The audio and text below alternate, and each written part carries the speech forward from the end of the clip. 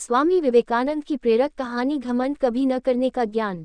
तो बात उस समय की है जब स्वामी विवेकानंद अपने लोकप्रिय शिकागो धर्म सम्मेलन के भाषण के बाद भारत वापस आ गए थे।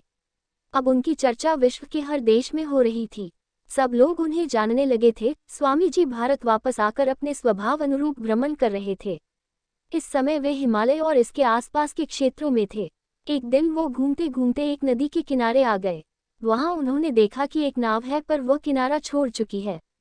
तब वे नाव के वापस आने के इंतजार में वही किनारे पर बैठ गए। एक साधु वहां से गुजर रहा था। साधु ने स्वामी जी को वहां अकेला बैठा देखा तो वह स्वामी जी के पास गया और उनसे पूछा, तुम यहाँ क्यों बैठे हुए हो? स्वामी जी ने जवाब दिया, मैं यहाँ नाव का इंतजार कर रहा हूँ। साधु ने फिर पूछा, तुम्हारा नाम क्या है? स्वामी जी ने कहा, मैं विवेकानंद हूँ।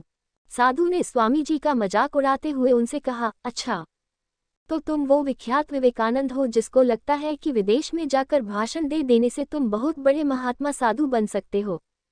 स्वामी जी ने साधु को कोई जवाब नहीं दिया। फिर साधु ने बहुत ही घमंड के साथ नदी के पानी के ऊपर चलकर अपनी शक्ति का प्रदर्शन किया। कुछ दूर तक चलने के बाद साधु ने स्वामी जी कहा, क्या तुम मेरी तरह पानी पर पैदल चलकर इस नदी को पार कर सकते हो?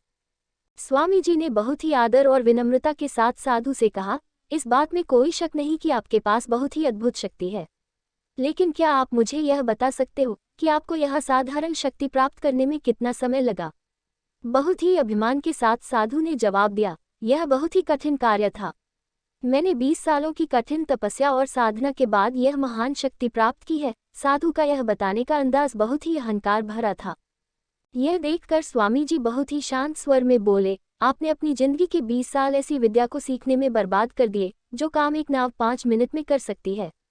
आप ये 20 साल निर्धन बेसहारा गरीबों की सेवा में लगा सकते थे, या अपने ज्ञान और शक्ति का प्रयोग देश और देशवासियों की प्रगति में लगा सकते थे, परंतु आपने अपने 20 साल सिर्फ 5 मिनट बचाने के लिए व्यर्थ कर दिए।